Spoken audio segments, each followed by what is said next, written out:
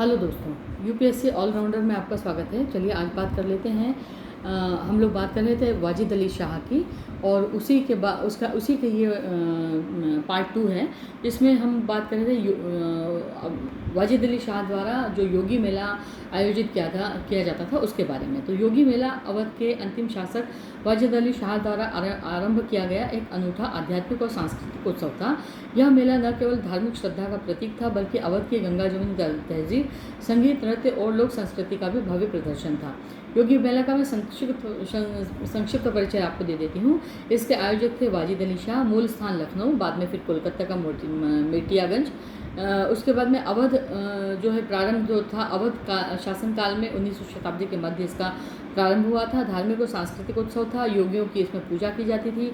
सूफी संतों का सम्मान किया जाता था। रासलीला, संगीत, नृत्य और कथक और कव्वालियाँ होती थी।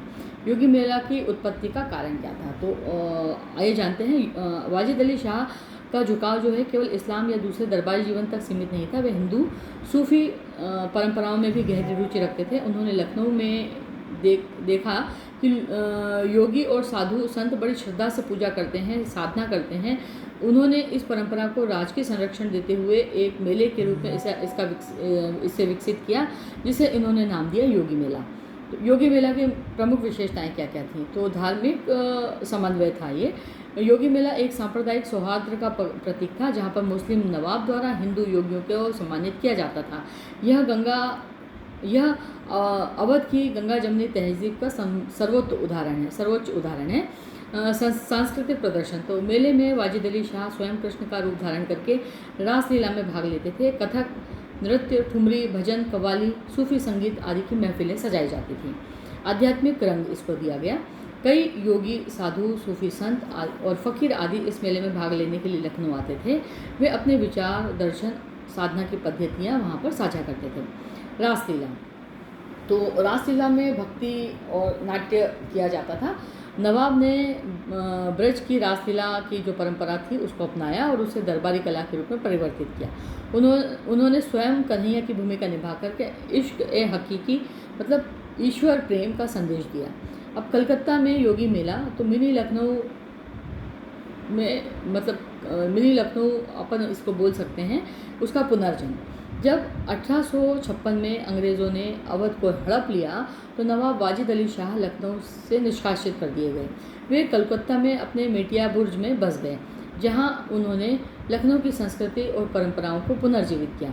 मेटिया बुर्ज में हर साल योगी मेले का आयोजन होता था।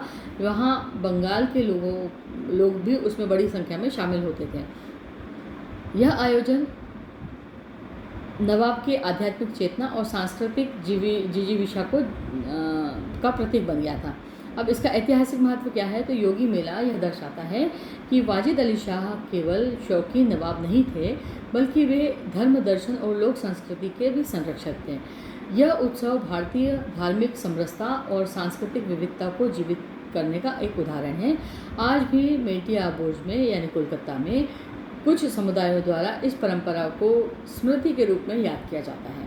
तो अब इसका निष्कर्ष हम समझ लेते हैं कि योगी मेला केवल एक धार्मिक मेला नहीं था, बल्कि यह एक सांस्कृतिक आंदोलन था, जो आज भी यह बताता है कि किस प्रकार एक नवाब ने प्रेम, कला और आध्यात्मिकता को एक मंच पर ला करके धर्मों के बीच सेतु बनाने का काम किया था।